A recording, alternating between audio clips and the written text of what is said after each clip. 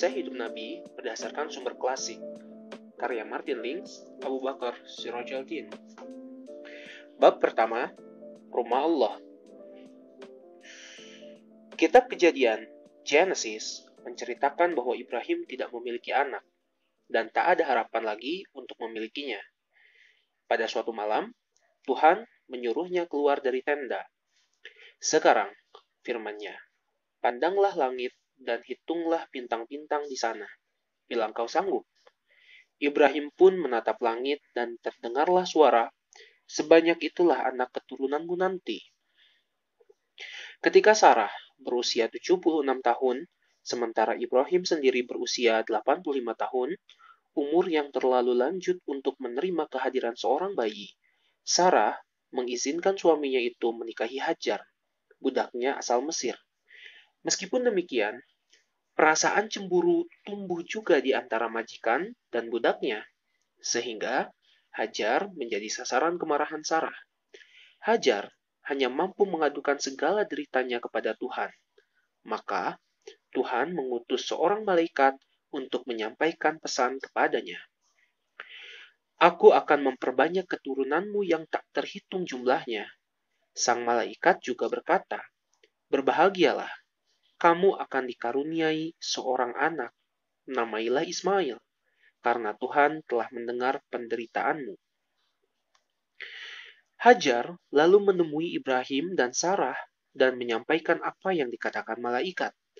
Ketika bayi yang didambakan tersebut lahir, Ibrahim memberinya nama Ismail, yang berarti Tuhan telah mendengar.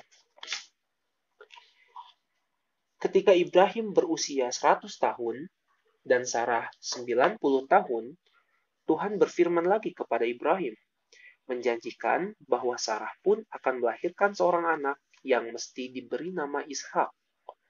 Khawatir kalau Allah mengurangi kasih sayangnya terhadap anaknya yang lebih tua, Ibrahim berdoa, semoga Ismail hidup dalam hidayah-Mu ya Allah. Dan Allah menjawab, aku mendengar doamu tentang Ismail, tenanglah, aku merahmatinya dan aku akan menjadikan dia pemimpin suatu bangsa yang besar. Tetapi kehendakku tentang Ishak telah kutetapkan, dan Sarah akan melahirkannya tahun depan. Sarah melahirkan Ishak dan dia sendiri yang menyusuinya. Setelah Ishak disapi, ia memohon kepada Ibrahim agar Hajar dan putranya segera pergi dari rumah mereka. Karena sangat menyayangi Ismail, Ibrahim amat sedih dan permintaan itu. Namun, Allah berfirman kepadanya dengan permintaan, Sarah dipenuhi, dan supaya tidak larut dalam kesedihan. Allah berjanji akan memberkahi Ismail. Dengan demikian, keturunan Ibrahim bukan hanya satu bangsa, tetapi dua bangsa besar. Dua bangsa besar dan negara adikuasa yang menjadi sarana menjalankan kehendak langit, yang kepada mereka Allah bukan saja menjanjikan kemakmuran duniawi, namun juga keluhuran spiritual. Ibrahim menjadi pemimpin dua aliran spiritual besar yang tidak mengalir bersama melainkan memiliki jalan masing-masing. Ibrahim yakin bahwa Hajar dan Ismail senantiasa dalam naungan rahmat Allah dan dalam lindungan para malaikatnya, sehingga segalanya berjalan dengan baik.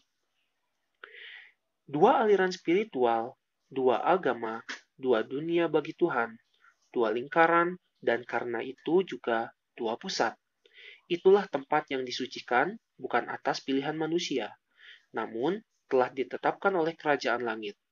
Ada dua pusat suci yang melingkupi Ibrahim, satu di daerahnya dan satu lagi mungkin belum diketahui. Dan mungkin kesanalah Hajar dan Ismail dituntun, ke suatu lembah tandus di Arabia, sekitar 40 hari perjalanan unta di sebelah selatan Kanaan.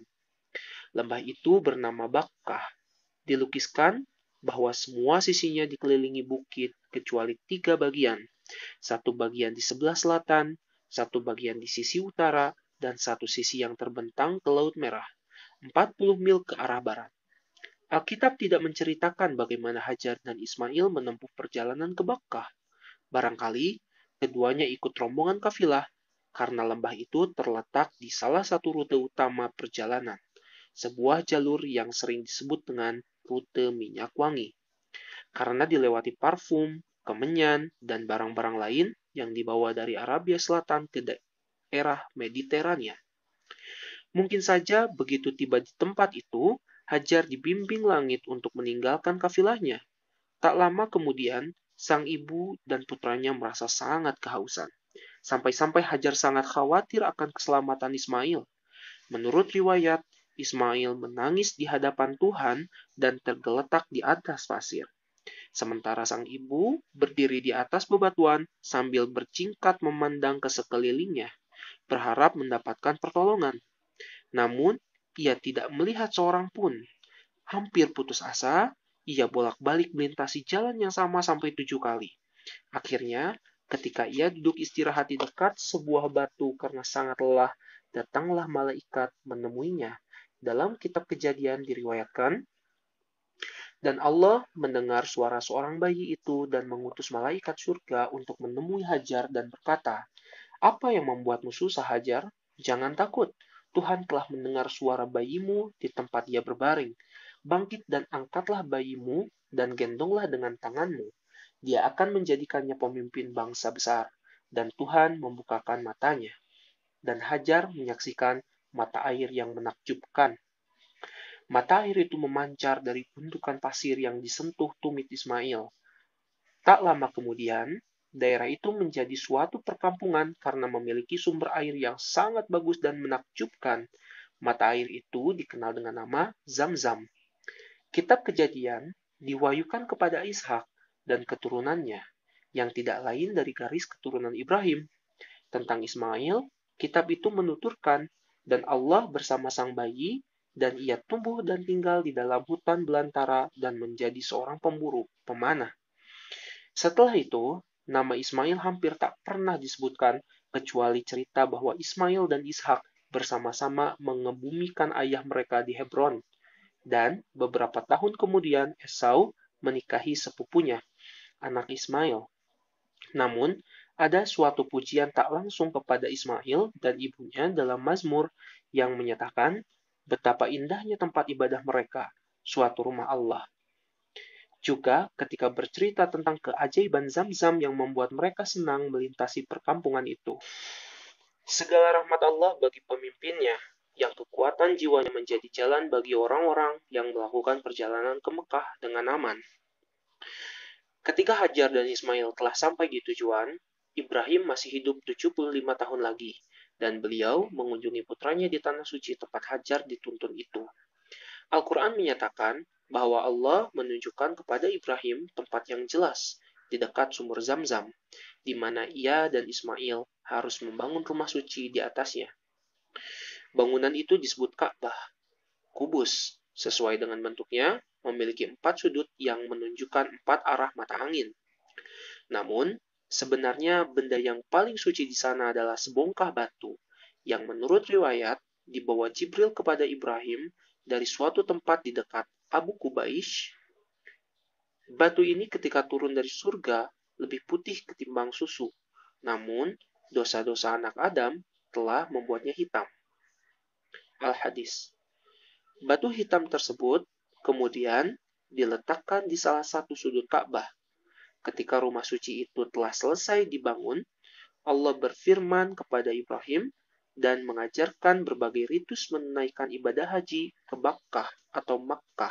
Seperti kemudian ia disebut, "Aku sucikan rumahku bagi orang-orang yang tawaf dan bagi yang sujud dan ruku. Dan sampaikanlah kepada umat manusia untuk menjalankan haji, dan mereka akan datang kepadamu dengan berjalan kaki atau dengan menunggang unta yang kurus, yang datang dari segala penjuru yang jauh." Hajar menceritakan kepada Ibrahim peristiwa yang dialaminya saat mencari pertolongan, dan Ibrahim kemudian menjadikannya sebagai bagian dari ritus ibadah haji, yaitu berlari-lari kecil antara Sofa dan Marwah sebanyak 7 kali. Kemudian Ibrahim berdoa di Kanaan, mendambakan padang pasir yang subur dan ditumbuhi dengan jagung dan gandum. Ya Tuhan, sesungguhnya aku telah menempatkan sebagian keturunanku di lembah yang tidak mempunyai tumbuhan di dekat rumahmu, Baitullah yang dihormati. Ya Tuhan, hal itu agar mereka mendirikan salat. Maka jadikanlah hati sebagian manusia untuk cenderung kepada mereka dan limpahkanlah rizki berupa buah-buahan. Mudah-mudahan mereka bersyukur.